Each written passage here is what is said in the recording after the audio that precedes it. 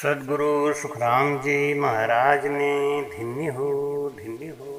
सद्गुरु युक्तिराम जी महाराज ने धन्य हो धन्य हो। सद्गुरु स्वामी जी श्री कुशाल दास जी महाराज ने धन्य हो। संत श्री ज्ञानेश्वरी बाई जी महाराज ने धन्य हो। गुरुदेव आपके धिन धिन हो, महाराज आपके धिन धिन हो, महाराज आपके धिन धिन हो। सौदागरी चला जीव सौदे, भरत खंड में आयो। सौदागरी चला जीव सौदे, भरत खंड में आया।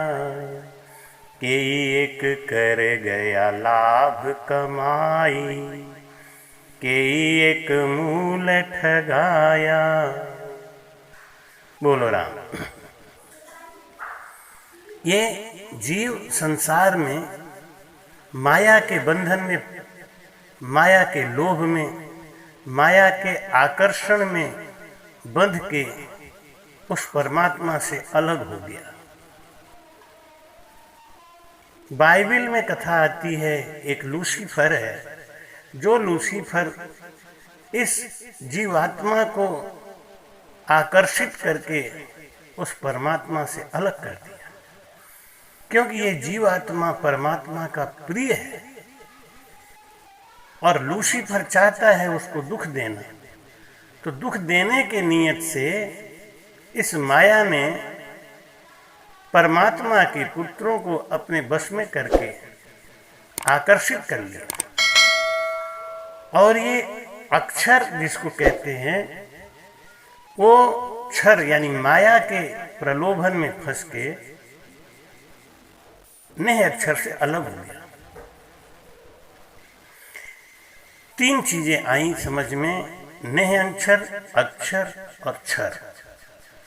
क्षर क्या है? ये रूप बदलता रहता है, छलावा करता है। ये जीवात्मा जब पंच तत्व के शरीर को छोड़ के जाता है तो उस समय आखिर में इसकी जैसी इच्छा होती है वो उसी शरीर में जाता है, लेकिन वो शरीर भी माया का ही है। माया बड़ी खुश होती है कि ये जीव भाग रहा है, लेकिन भाग के कहाँ जा रहा है? वो नए अक्षर में नहीं मिल रहा है, वो फिर माया के ही चक्कर में फंसा रहता है। हाथी का शरीर भी माया का है, सर्प का शरीर भी माया का है। जितना भी शरीर दिखाई दे रहा है ये सब माया का ही है। इसलिए माया प्रसन्न है कि मैं सूक्ष्म में हूं या अधिक हूं, जैसी भी हूं, ये जीव मेरे चंगुल में फंसा हुआ है। ये जीव अपने परमात्मा से बिछड़ के, अपने प्रीतम से बिछड़ के माया के संग दुख भोग रहा है। माया उसको नाना प्रकार का रूप बना के, नाना प्रकार का प्रलोभन देके, नाना प्रकार का लालच देके अपने में फंसाए हुए। अब ये अलग कैसे है? जैसे दूध में घी समाया हुआ है, ऐसे ही क्षर में अक्षर समाया हुआ है। अब क्या करे ये जीव? अक्षर क्या करे? किसकी शरण में जाए? किससे वो भेद सीखे, किससे वो ज्ञान सीखे? तो महाराज कहते हैं कि कोई ऐसा संत मिल जाए जो राग द्वेष मान अपमान तथा आसक्ति के दोषों को छोड़कर, सभी कामनाओं को त्याग कर ने अक्षर की सेवा कर रहा हो, परमात्मा के में नित्य सुरती लगा चुका हो। ऐसे तत्वज्ञानी महापुरुष के संग करने से अक्षर को ज्ञान प्राप्त होता है। अक्षर ये समझ जाता है कि माया हमको ठग रही है, झूठा लालच देती है। अगर ऐसा ज्ञान हो जाता है तो ये अक्षर माया से अलग होने का प्रयास करने लगता है। जब ये माया से अलग होने का प्रयास करता है तो माया इसके ऊपर और भी तेजी से प्रभाव डालती है और भी जोर डालती है।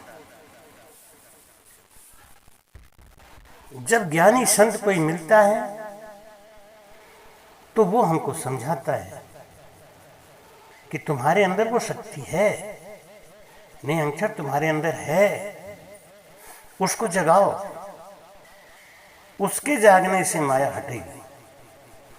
सांसों का मथन शब्द के द्वारा करते करते अंतर मन में क्षर के प्रति जो राग था, जो प्रेम था, जो झूठे आनंद का लालच था, वो धीरे धीरे समाप्त होने लगता है।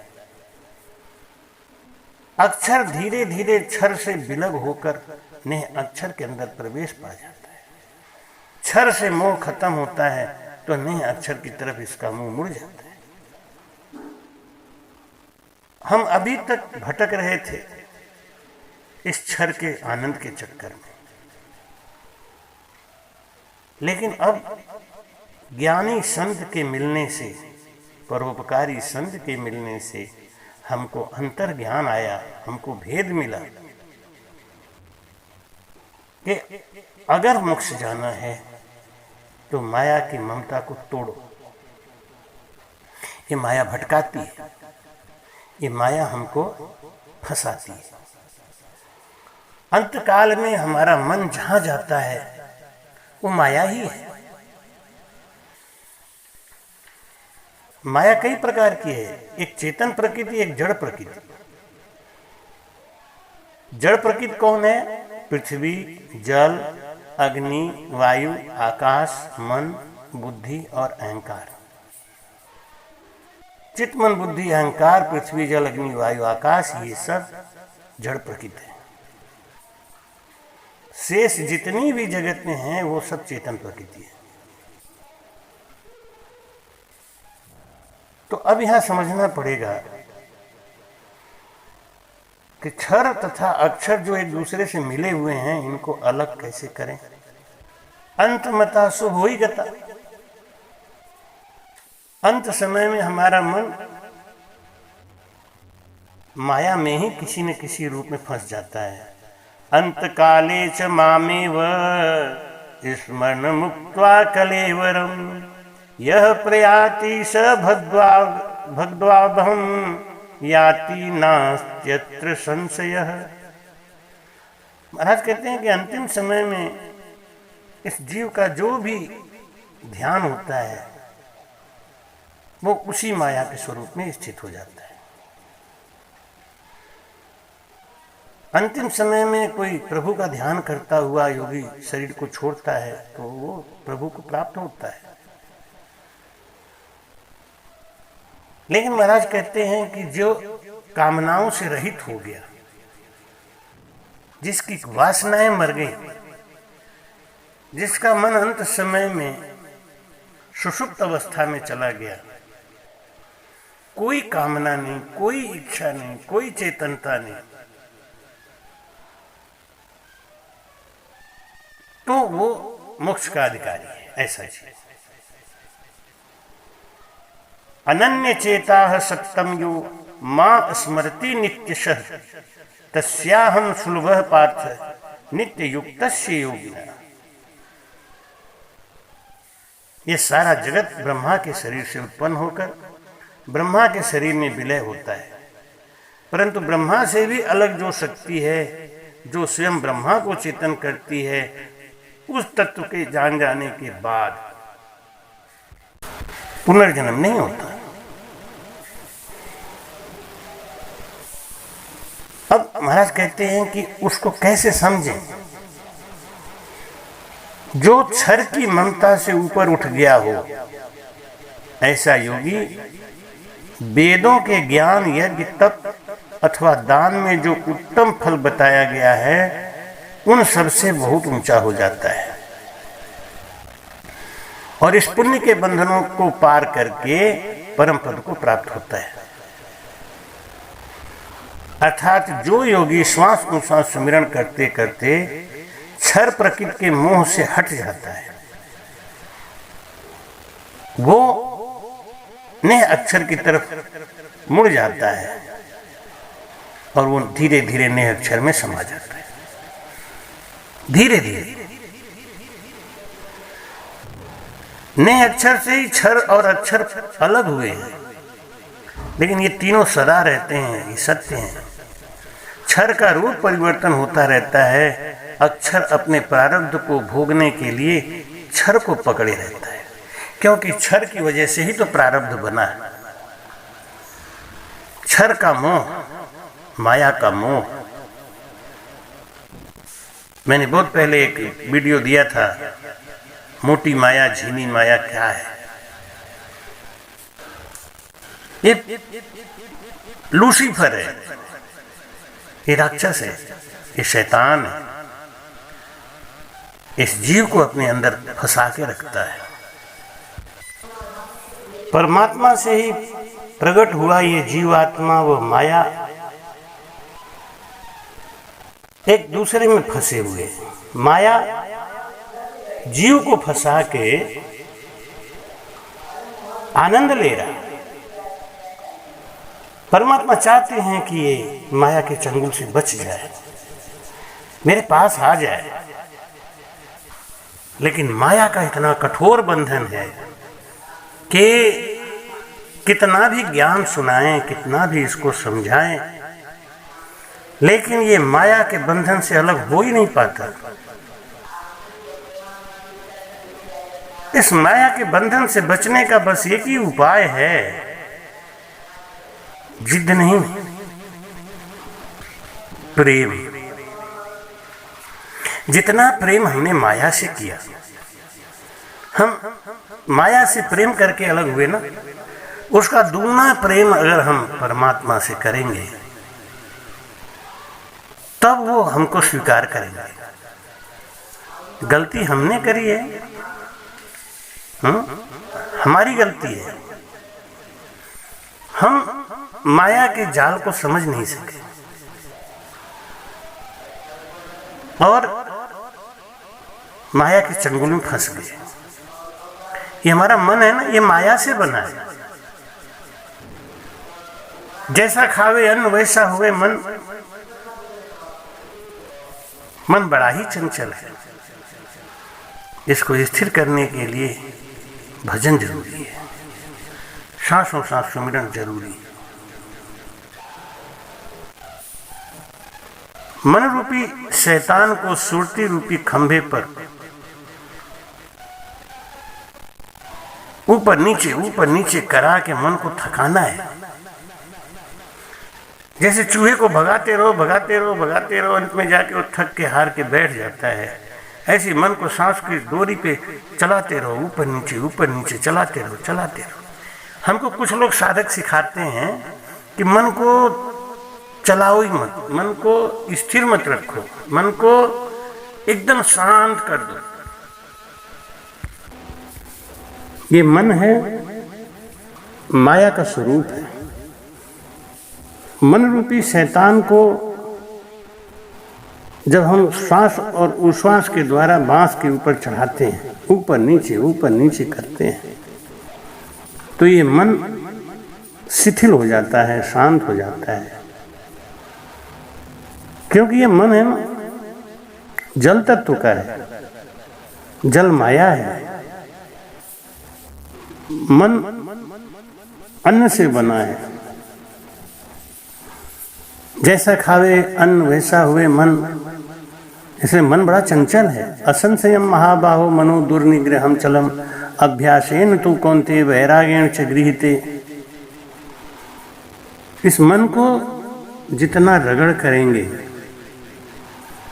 धीरे धीरे ये श्वासों में समा जाएगा। अब भजन कैसे करें, ध्यान कैसे करें, योगी का रहन सहन कैसा होना चाहिए, गीता में भगवान ने साक्षी दिया है, प्रमाण दिया है कि जो ना अधिक खाने वाला हो और ना कम खाने वाला हो, जो ना अधिक सोने वाला हो या अधिक जागने वाला हो, ना अधिक जागने वाला हो, जिसकी इंद्रियां बस में है। क्योंकि मनुष्य का सबसे बड़ा दोस्त और सबसे बड़ा दुश्मन उसका मन और इंद्रियां ही है। जिसने अपने मन को और इंद्रियों को बस में कर रखा है वही योगी इस माया के बंधन से बच सकता है। माया का विस्तार बहुत बड़ा है। जब ये मोटी माया से मन नहीं फंसता तो झीनी माया इसके ऊपर आक्रमण करती है और ये माया हमको गिराती है।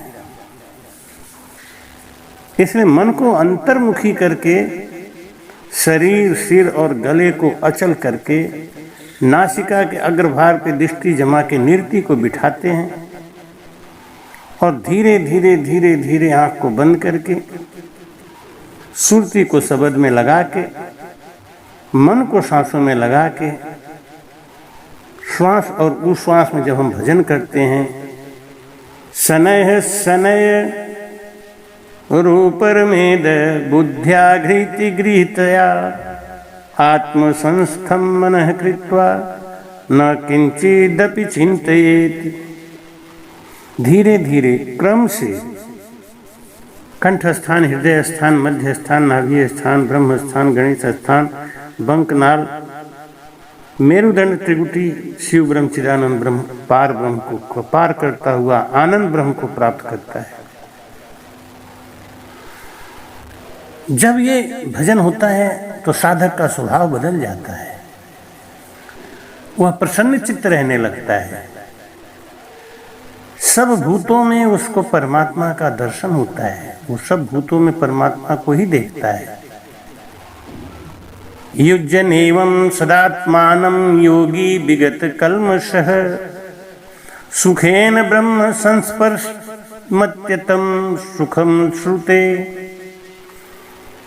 निष्पाप योगी निरंतर आत्मा को परमात्मा में लगाता हुआ सुखपूर्वक अनंत आनंद का अपने अंतःकरण में अनुभव करता है।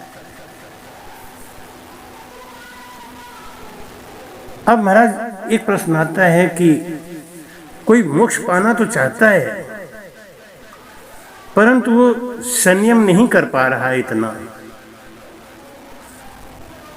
मन को नियंत्रण नहीं कर पा रहा है, विचलित हो जाता है, तो उसकी साधना क्या हो, व्यर्थ हो जाएगी। भगवान कहते हैं नहीं, व्यर्थ नहीं होगी।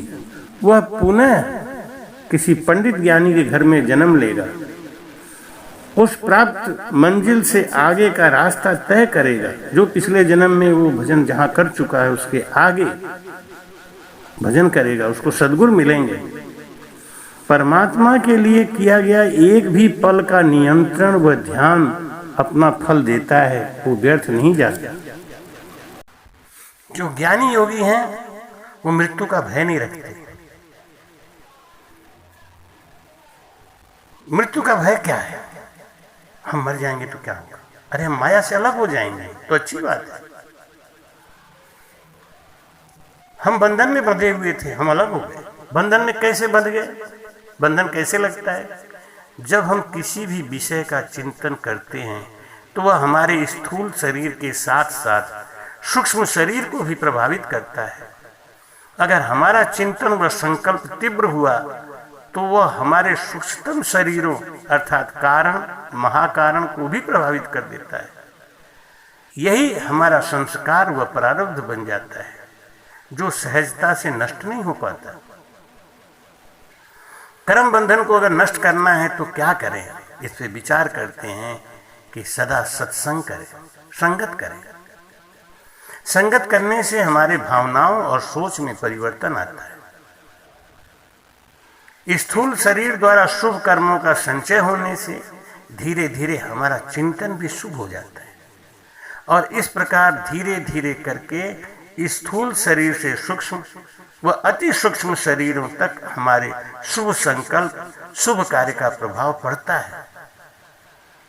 अंतःकरण में ज्ञान का प्रकाट्य होते ही सांसारिक विषयों के असारता का ज्ञान मन में निरस्ता बनाती है, जिसके कारण विषयों का राग शांत होने लगता है और फिर सूक्ष्म तत्व शरीर स्थूल शरीर के कार्यों से अलग रहने लगती है। हमारा सूक्ष्म जो शरीर है, जो सूक्ष्मतम शरीर है, कारण, महाकारण, केवल, ये स्थूल शरीर के कार्यों से अलग रहने लगती है, उसमें नहीं अपना भाव रखती। इस कारण से प्रत्यक्ष में स्थूल शरीर द्वारा किया गया कार्य सूक्ष्मतम शरीरों को प्रभावित नहीं कर पाता और बंधन नहीं बनता। एक कथा आती है, एक भगवान श्री कृष्ण के पास गोपियां गईं और उन्होंने कहा कि मैं गुरु दुर्वासा से मिलने जाना चाहती हूँ, लेकिन जमुना में बाढ़ आई हुई है, कैसे जाऊं? उन्होंने कहा, जाओ जमुना को बोल दो कि बाल कृष्ण अगर बाल योगेश्वर हैं तो जमुना माता तुम रास्ता दे दो। गोपिकाओं ने सोचा कि ये बाल योगेश्वर कैसे हो सकते हैं, इनके कार्य तो योगियों जैसे है ही नहीं। लेकिन उन्होंने जमुना जी से कहा कि हम दुर्वासा ऋषि का दर्शन करने जा रहे हैं, 56 प्रकार के भोग का हम उनको अर्पण करने जा रहे हैं, अगर कृष्ण बाल योगेश्वर हैं तो जगह दो, मुझे जाने दो। जमुना फट गई, सारी गोपियां उस पार गईं, जमुना फिर ज्यों की त्यों बहने लगी। गोपिकाओं ने जाके दुर्वासा ऋषि का सेवा किया, सत्कार किया और 56 प्रकार का भोग दिया, जो सब ग्रहण कर गए दुर्वासा ऋषि। जब वो लौटने लगी तो गोपिकाओं ने कहा कि प्रभु मुझे जाना है, लेकिन जमुना बढ़ी हुई है, ऐसे में मैं क्या करूं? दुर्वासा ने कहा, आई कैसे थी? उन्होंने कहा कि भगवान कृष्ण ने हमको ऐसा बोला कि जाके जमुना को बोल दो कि मैं अगर बाल योगेश्वर हूं तो मुझे जगह दो। जमुना ने जगह दे दिया। दुर्वासा ऋषि ने कहा कि जाके जमुना से बोल दो कि अगर दुर्वासा ऋषि दूब खा के जिंदा रहते हैं तो हमको रास्ता दे दो।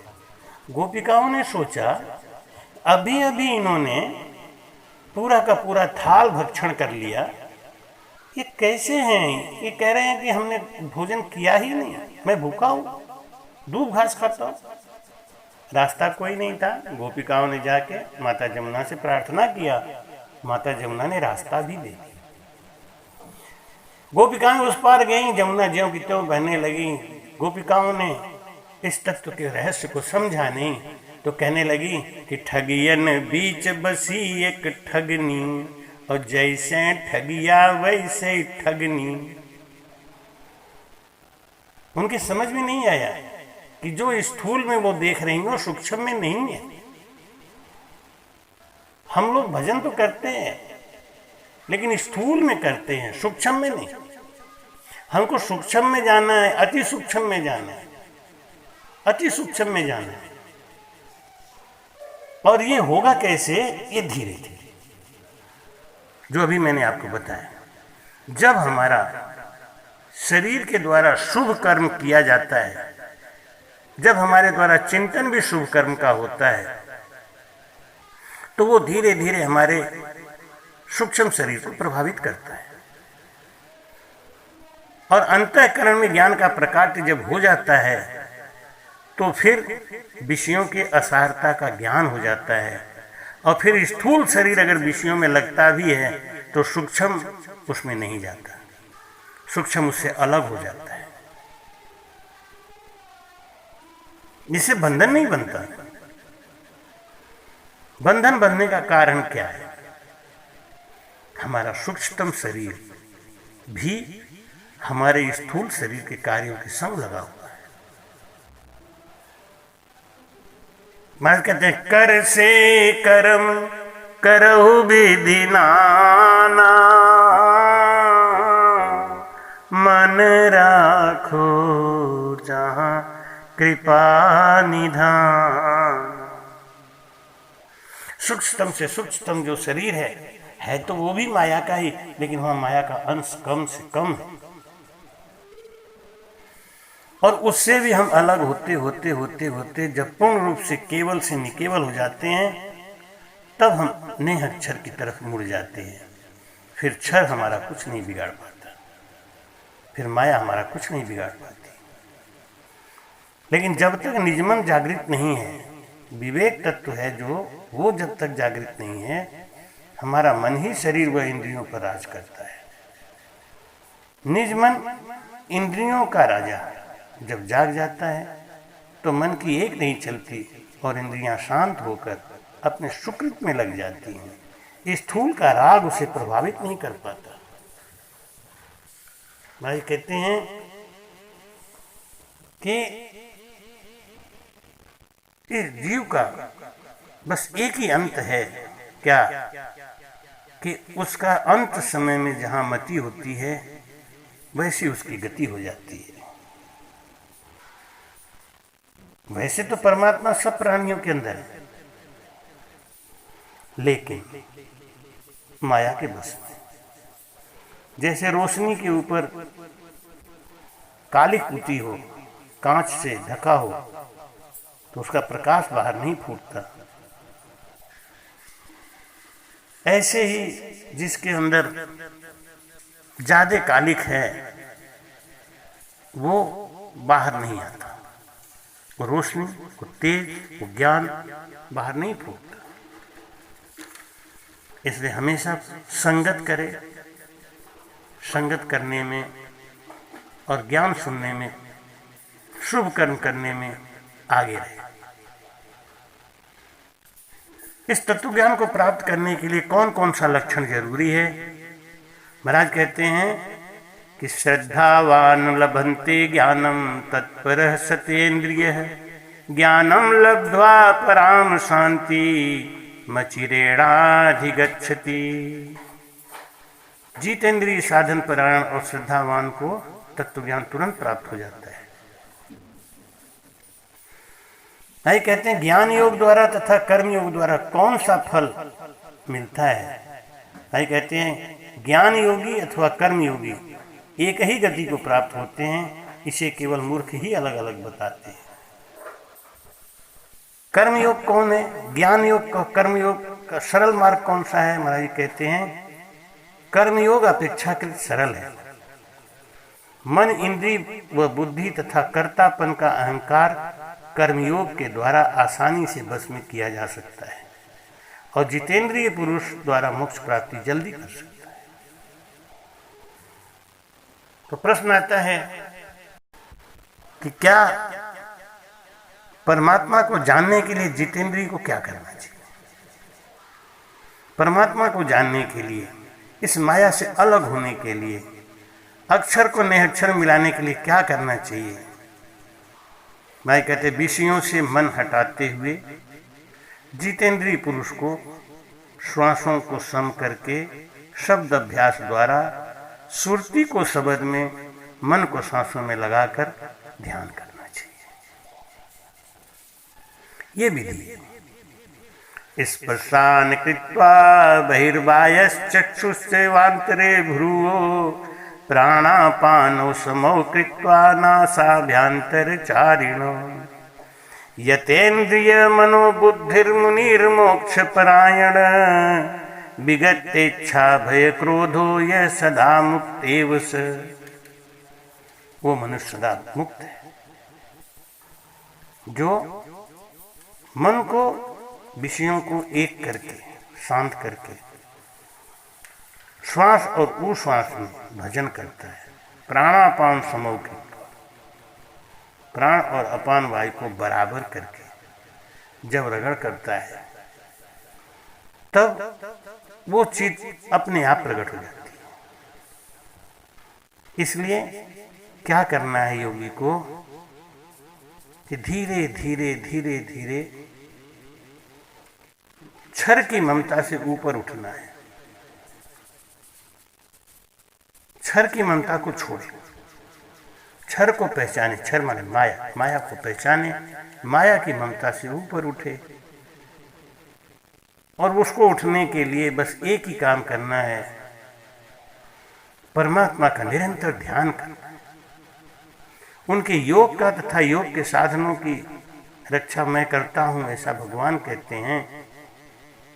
योगी को बस सब चिंता छोड़ के परमात्मा का चिंतन करना चाहिए। चिंता और चिता इस जग में दोनों एक कहाती है, एक जिंदा को एक मुर्दा को दोनों सहज जलाती है। मालिक पर विश्वास अगर रख चिंता दूर भगाए जा, गाए जा गाए जा राम के गुण गाए जा। करता जा राम भजन तू करता जा। सुबह शाम इस मन मंदिर में झाड़ू रोज लगाए जा, गाए जा गाए जा राम के गुण गाए जा। भाई कहते हैं मालिक पे विश्वास रखो, चिंता मत करो। इसलिए ज्ञानी पुरुष है ना, वो स्वर्ग आदि के सुखों की भी कामना नहीं करते। तेताम भुक्त्या स्वर्गलोकम विशालम क्षिणे पुण्य मर्त्य लोकम विसंति। क्योंकि वो जानते हैं कि स्वर्ग का सुख भी माया ही है, ये माया ने हमको फंसा दिया। क्योंकि क्षीणे पुण्य मर्त्य लोकम विसंति, पुण्य क्षीण होने के बाद देवलोक से भी नीचे आना पड़ता है। इसलिए ज्ञानी पुरुष झूठे स्वर्ग आदि सुखों की साधना में समय व परिश्रम व्यर्थ नहीं गंवाते। किसी तत्व ज्ञानी की शरण में जाकर इस राज विद्या का ज्ञान सीखते हैं। ये राजयोग जो सुगम है और अविनाशी है। भगवान कृष्ण गीता में इसका प्रमाण देते हैं। राज विद्या राजगुह्यम पवित्रमिदमुत्तमम प्रत्यक्षावगमनम धर्म्या सुसुखम कर्तुम व्ययम। यह राज विद्या है, ज्ञान, ये सब विद्याओं का राजा है, सब गोपनीयों का राजा है। अति पवित्र, प्रत्यक्ष फल देने वाला है, धर्मयुक्त तो सुखों को देने वाला है तथा सुगम और अविनाशी है। ऐसा उच्च ज्ञान देने वाला संत जिसके अंदर परमात्मा प्रकट हो चुके हैं, वही इस रास्ता को बता सकता है। भाई कहते हैं इस प्रकार ज्ञान प्राप्त करके जो अनन्य प्रेमी मेरा ही निरंतर ध्यान करता है, उनके योग का तथा योग के साधनों का और उनके रास्ते में आने वाली बाधाओं का मैं स्वयं रक्षा करता हूं, उसको टालता हूं। भगवान कहते हैं तुम मेरे लिए साधना करो, सब चिंता को छोड़ के तुम मेरा चिंतन करो, मेरा भजन करो। अनन्याश्चिन्तयन्तो माये माये जया पर्युपासते तेषां नित्याभियुक्तानां योगक्षेमं वहाम्यहम्। अनन्याश्चिन्तयन्तो माये जनाः पर्युपासते, उस जन की मैं रक्षा करता हूँ। अनन्याश्चिंत, जो अनन्य चिंतन करते हैं, यंतो माये जना, जो मेरा जन है, पर्युपासते तेषां नित्याभियुक्तानां योगक्षेमं वहाम्यहम्। मैं उसके योग की साधना की रक्षा करता हूँ, उसके भजन में कोई बाधा नहीं आए, उसको मैं बाधाओं को दूर करता हूँ। महाराज कहते हैं सभी भूतों में मेरा ही निवास है, अतः सभी भोगों का मैं ही भोगता हूँ। परंतु कर्म व ज्ञान के कारण लोग नाना प्रकार के पुण्य व पाप कर्मों के बंधन से स्वयं को बांध लेते हैं। इसलिए चाहे कोई कितना भी दुराचारी क्यों न हो, अगर मेरी शरण लेकर मेरा भजन करता है तो वह शीघ्र धर्मात्मा होकर शांति को प्राप्त होता है, कभी कष्ट नहीं होता उसे। क्षिप्रम भवति धर्मात्मा सत्सुखान्ति निगच्छति कौन्तेय प्रतिजानीहि न मे भक्त प्रणश्यति। इसलिए ये मानव तन पाकर अपना कल्याण करे केवल निरंतर भजन करे, क्योंकि भजन करने वाला कभी नष्ट नहीं होता, क्षय नहीं होता, माया उसको दुख नहीं देती। अनित्यम सुखम लोकम मिमम प्राप्य भजस्व माम। क्षणभंगुर सुखों का त्याग करके मानव तन अति दुर्लभ लेकर मेरा ही भजन करना चाहिए। ऐसे मानव तन में आके ये जो माया के चक्कर में ये जीव फंस गया, उस माया के लोभ को खत्म करे। स्वर्ग का सुख, वैकुंठ का सुख, मुक्ति का सुख, ये सब भी माया ही है। इसमें भी मन लगाना उस परमात्मा से दूर होना है, क्योंकि यहाँ के सुखों का अंत है। जब ये सुख का अंत होता है तो शरीर मृत्यु लोक में आके फिर नई कमाई करता है और ये बंधन में बंधा हुआ रहता है। तो जीवात्मा, परमात्मा और माया, ये तीनों का एक बहुत बड़ा विचित्र खेल चल रहा है। माया इस जीवात्मा को परमात्मा से मिलने नहीं देना चाहती। जीवात्मा जब परमात्मा से दूर है तो परमात्मा दुखी होते हैं, और परमात्मा को दुखी देख के माया खुश होती है। माया चाहती है कि परमात्मा दुखी रहे, इसलिए उसकी अर्धांगिनी आत्मा को उसने अपने बस में कर रखा है। और ये आत्मा भूल बस, अज्ञान बस, चाहे कैसे भी उस माया के चंगुल में ऐसी फंस गई है कि वो जानती है कि मैं परमात्मा के पास जा रही हूँ, लेकिन उसे ये पता नहीं कि जो ज्ञान वो सीख रही है परमात्मा के जाने के लिए, वो गलत है। हमको लोग भटकाते थे, हमको लोग भटका देते, हमको कह देते हैं कि आपको कुछ करने की जरूरत नहीं, मैं ही सब कुछ कर दूंगा। ये माया है। हमको कोई सहस भुजाधर साहेब आवे तो मेरा मन नहीं रीझे। साधक को चाहिए कि 1000 भुजाधारी विष्णु भी सामने आगे खड़े हो जाए तो साधक को समझना चाहिए कि ये जादुई माया है, और उस जादुई माया के चंगुल से बचे। ऐसे संतों को भी सलाह यही देता हूं कि ये जादुई माया दिखाना बंद करें, जीव को सच्चा रास्ता बताए, जीव को भोगों में नहीं, सुखों में नहीं, चिंतन में लगाए, भजन में लगाए। हमारा भी यही फर्ज है। कहते चले आपने पांव धिन्न सो पंथ बतावे। हमारा यही फर्ज है कि हमको जो ज्ञान दिया है हमारे गुरु महाराज ने, उस ज्ञान पे हम लगातार चले।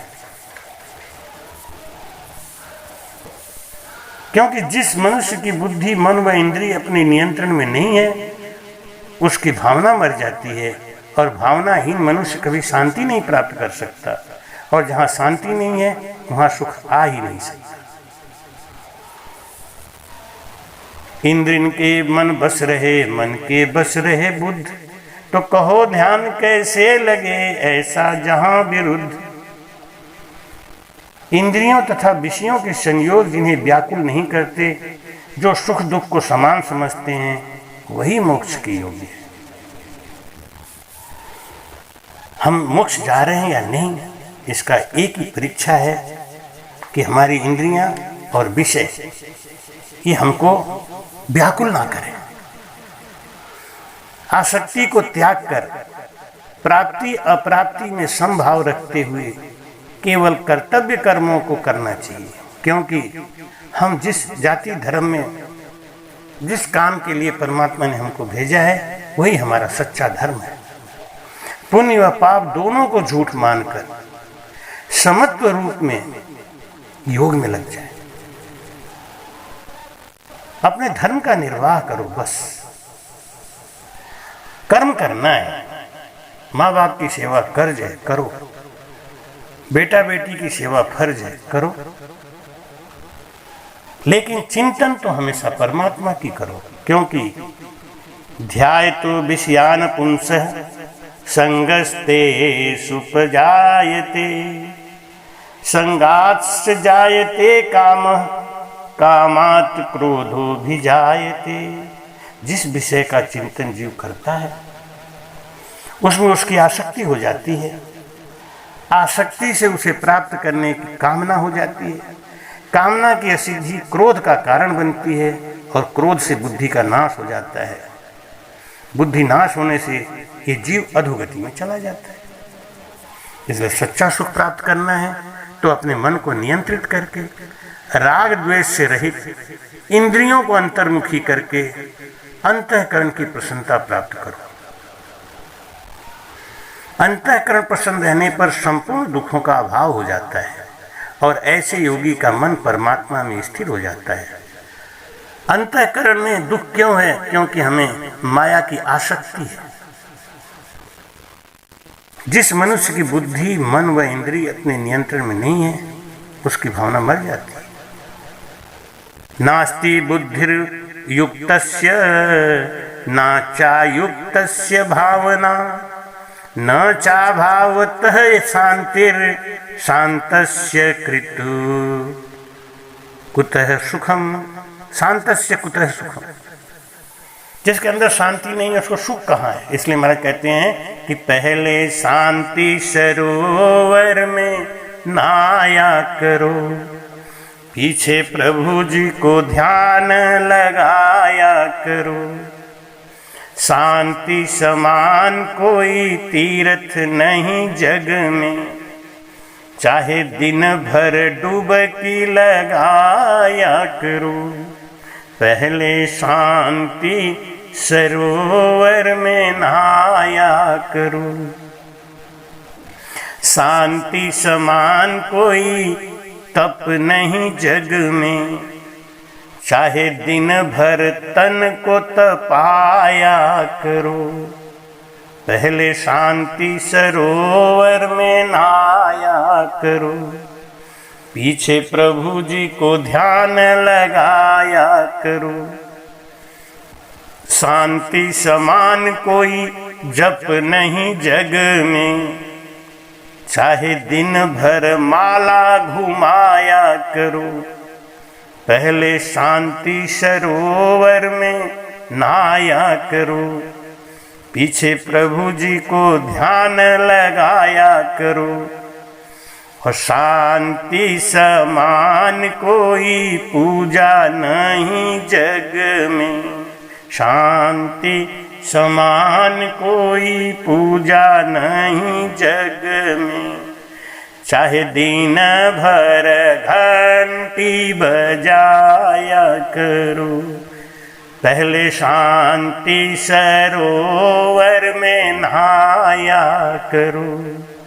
पीछे प्रभु जी को ध्यान लगाया करो।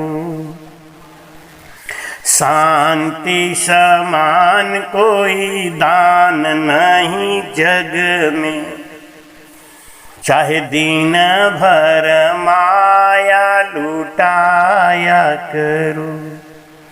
पहले शांति सरोवर में नहाया करो, पीछे प्रभु जी को ध्यान लगाया करो। भाई कहते भक्ति मर्जी हो तो कीजो, जे थारो मनवा नाई ठिकाने तो दोष बुरा मत दीजो। पहले तो ये निर्णय करो कि हमको इस माया से अलग होना है, इस झीनी माया, मोटी माया को पहचान के इससे अलग होना है। हमें गुरु के शरण में जाना है, गुरु के वचन पे विश्वास करना है। और ये जो अक्षर ने अक्षर से अलग हो गया था और क्षर के बंधन में बंधा हुआ था, इसको हमें अलग करना ही है। तो पहले गुरु बना के गुरु से प्रेम करें। गुरु के प्रेम से धीरे धीरे धीरे धीरे अभ्यास में मन लगेगा। शब्द अभ्यास करते करते वैराग की स्थिति आएगी, अर्थात विषयों के अंदर राग की कमी होगी और फिर अभ्यास जोर पकड़ता जाएगा। जैसे जैसे राग कम होगा वैराग बढ़ता जाएगा, अभ्यास बढ़ता जाएगा। जैसे जैसे वैराग बढ़ेगा अभ्यास दूनी गति से बढ़ेगा। साधक को परम सुख व शांति प्राप्त होगी। संसार व विषयों की अनासक्ति साधक को मोक्ष प्रदान करती। पहले प्रारंभ में तो अभ्यास एक नियम व संयम को यानी हठ योग के द्वारा पालन करना पड़ता है। शंखनाल में हठ योग पालन करना पड़ता है, बंकनाल में सहज योग है और त्रिगुटी के आगे राजयोग है। हमको हर समय कोई ना कोई कर्म तो करना ही पड़ेगा। एक क्षण भी कोई बिना कर्म किए रह नहीं सकता, कर्म तो करना ही है। नियतम कुरु कर्मत्वं कर्म जायो वह कर्मण शरीर यात्रा भी चौथे न प्रसिद्ध यद कर्मण। परंतु मनुष्य को शास्त्रोचित कर्म ही करना चाहिए, क्योंकि शरीर को स्थिर रखने के लिए कर्म करना जरूरी है। तो कर्म भी ऐसा करे, क्योंकि ये शुभ कर्म जो हम करते हैं इसका हमारे स्थूल और सूक्ष्म और सूक्ष्म और सूक्ष्म अति सूक्ष्मतम शरीर पे असर पड़ता है। ऐसे ही महाराज कहते हैं कि बिना कर्म किए शरीर रह नहीं सकता।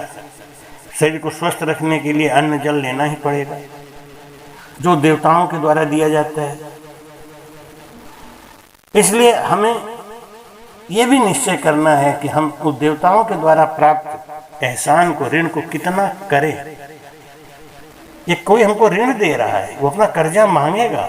अन्न हमने अपने घर में पैदा नहीं किया, जल हमारे बस की बात नहीं है, तो उन देवताओं से लेते हैं तो कितना लें, पहले इसका निर्णय करें। युक्ताहार विहारस्य युक्त चेष्टस्य कर्मसु युक्त स्वप्नावबोधस्य योगो भवति दुःखा। इसलिए सूक्ष्म आहार लें और आहार विहार में निश्चिंत होके परमात्मा के सुमिरन करते करते विषयों का राग कमजोर पड़ जाता है। आत्मबल बढ़ने से बुद्धि स्थिर व नियंत्रित रहती है। बुद्धि नियंत्रित रहने पर मन की चंचलता धीमी होती है। मन की चंचलता शांत होने पर इंद्रियां शांत होती हैं। इंद्रियों के शांत होने पर शरीर अक्रिय अर्थात कर्म करते हुए भी कर्म बंधन से मुक्त रहता है। इस भेद को समझ के कर्म योग द्वारा मोक्ष की प्राप्ति कर लेना चाहिए। आशा है ये आपको वीडियो आज का बहुत ही अच्छा लगेगा। जरूर सब्सक्राइब करें, कमेंट जरूर करें और उनको जरूर बताएं कि आपको इस संगत से, इस ज्ञान से कितना लाभ हुआ। हम आपके कमेंट का इंतजार कर रहे हैं। करत करत अभ्यास से जड़ मत होत सुजान, रसी आवत जात से सिल पर पड़त निशान। शब्द अभ्यास करते करते इंद्रियों के विषयों में राग की कमी आएगी और धीरे धीरे वैराग उत्पन्न होगा। वैराग से अभ्यास की बढ़ोतरी होगी, क्योंकि स्थूल शरीर से इंद्रियां अधिक बलवान होती हैं, क्योंकि वो सूक्ष्म। इंद्रियों से मन अधिक सूक्ष्म व बलवान होता है। मन से अधिक बुद्धि सूक्ष्म व बलवान होती है। बुद्धि से अधिक आत्मा सूक्ष्म व बलवान होती है। आत्मा को पुष्ट करने के लिए सुमिरन की आवश्यकता है। जैसे अन्नमय शरीर बलिष्ठ होता है भोजन करने से, आत्मा बलिष्ठ होती है भजन करने से। भजन करने से हमारे अंदर कर्तापन का अभिमान चला जाता है। मैं करने वाला हूं, ये भ्रम टूट जाता है। ये मेरा है, ये भी टूट जाता है। ना कोई मेरा है, ना मैं करने वाला हूं। एक बैलगाड़ी चली जा रही थी, उसके नीचे एक कुत्ता दौड़ रहा था। बहुत ही बेचैन था, बहुत उतावला था, बहुत कष्ट में था। बगल का कुत्ता देख के बोला, भाई तू इतना उतावला क्यों है, इतना दुख में क्यों है? वो बोला, इतनी बड़ी गाड़ी मेरे सहारे चल रही है, मैं इस बैलगाड़ी को चला रहा हूं। दूसरे कुत्ते ने देखा कि बैलगाड़ी को ये नहीं चला रहा है, बल्कि बैलगाड़ी की छाया में आनंद ले रहा है। इतनी कड़ी धूप में दूसरे कुत्ते कितना दुख पा रहे हैं, लेकिन ये देखो बैलगाड़ी के नीचे दौड़ तो रहा है बैलगाड़ी के संग और आनंद भी ले रहा है। दूसरे कुत्ते ने समझाया कि भाई तू चिंता मत कर, तू ज्यादा परेशान मत हो, इस छाया में सुख ले, आनंद ले। लेकिन वो कुत्ता अज्ञानी था, बैलगाड़ी की छाया का लाभ नहीं ले रहा था। हमको इस संसार में कोई सुख देता है तो हम उसके दिए हुए सुख को याद नहीं करते। अगर उसने कोई गलत बात बोल दिया तो उसके दुख को याद कर करके रोते हैं। हमको हमेशा पॉजिटिव थिंकर होना चाहिए। हमेशा यही सोचो कि इस आदमी ने हमको इतना दिया, मैंने इसको क्या दिया। गुरुजी ने हमको इतना बड़ा ज्ञान दिया, हमने गुरुजी को क्या दिया? हम यही सोचते हैं कि हमारे पास कोई है, हमको देता ही रहे, हमको देता ही रहे, हमको देता ही रहे, हम लेते ही रहे। लेने वाला मत बनो, दातार बनो, सुखी रहोगे। और कोई हमको जरा सा भी सुख देता है तो उसका एहसान मानो, धन्य है आप, आपने हमको सुख दिया। जैसे हम अंग्रेजी में कहावत कही गई है, जब कोई किसी को चीज़ देता है तो उसको थैंक यू बोलते हैं। क्यों थैंक यू बोलते हैं? इसलिए कि आपकी बड़ी मेहरबानी है, आपने हमको पानी पिलाया, आपकी बड़ी मेहरबानी है, आपने हमको बिस्कुट खिलाया, आपकी बड़ी मेहरबानी है, आपने हमको बैठने को कहा। नहीं करता तो क्या कर लेते? इसी संसार में जब हमको कोई इज्जत दे, सम्मान दे, चाहे छोटा से छोटा सम्मान दे, छोटी से छोटी इज्जत दे, छोटी से छोटी वस्तु दे, तो अपने को ऋणी मानो। इसलिए मैं समझा रहा हूं आपको कि आप संसार में सुख बहुत है, उस सुख में आनंद लीजिए।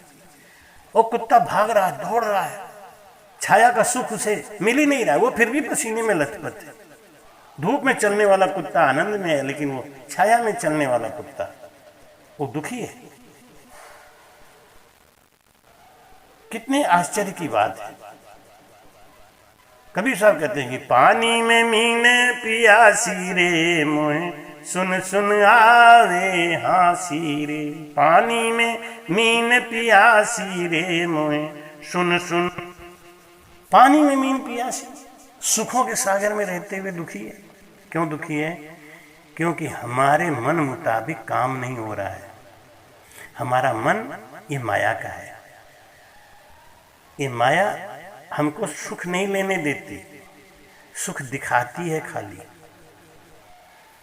लालच दिखाती है। तो मन को समझाना है।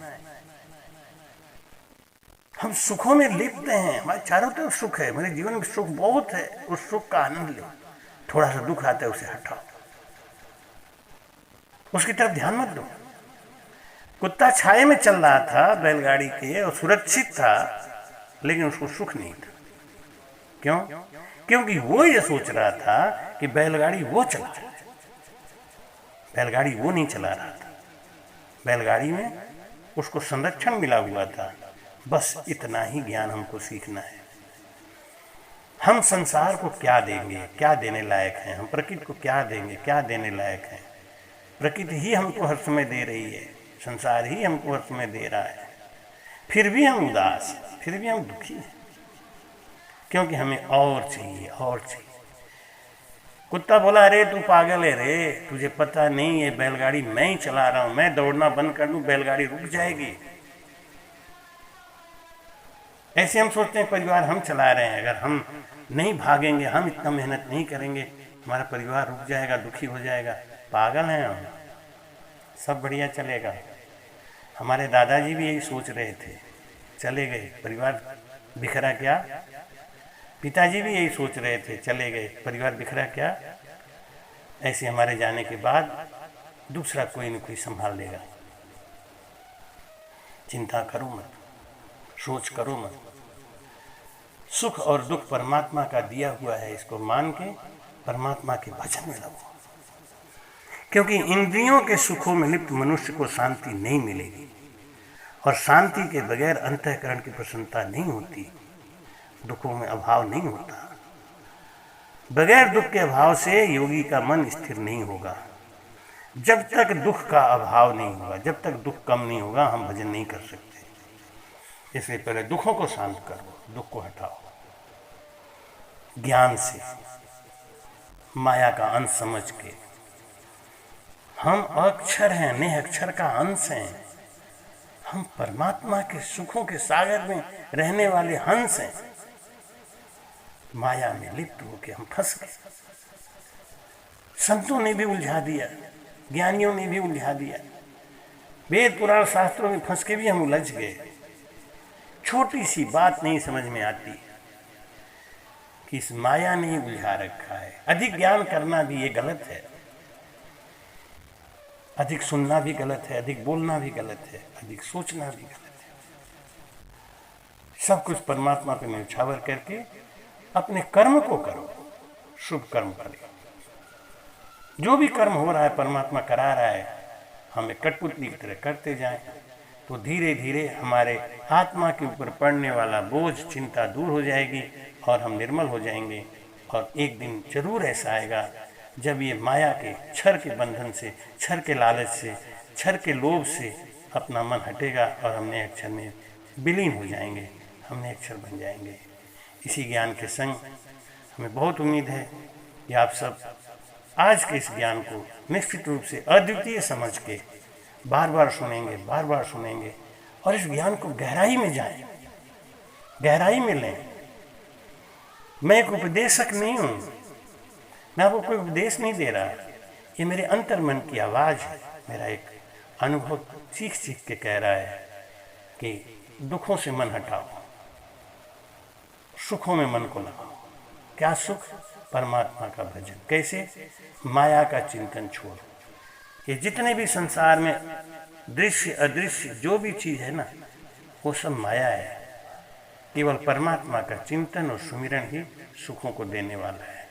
वो जो सुख हम मन से लेते हैं वो भी गलत है।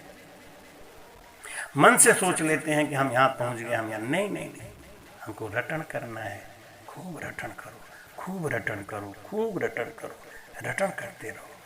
बाकी का रास्ता परमात्मा अपने आप रास्ता साफ करेंगे, क्योंकि वो जानते हैं कि ये हमारे लिए बैठा है, हमारे लिए कर रहा है, हमारे पास आना चाहता है। आगे उनकी बिड़त सदगुरु सुखराम जी महाराज ने धन्य धन्य राम महाराज। सब्सक्राइब जरूर करें, लाइक जरूर करें और हमसे जुड़ें, हमें अपना प्यार जरूर दें। राम।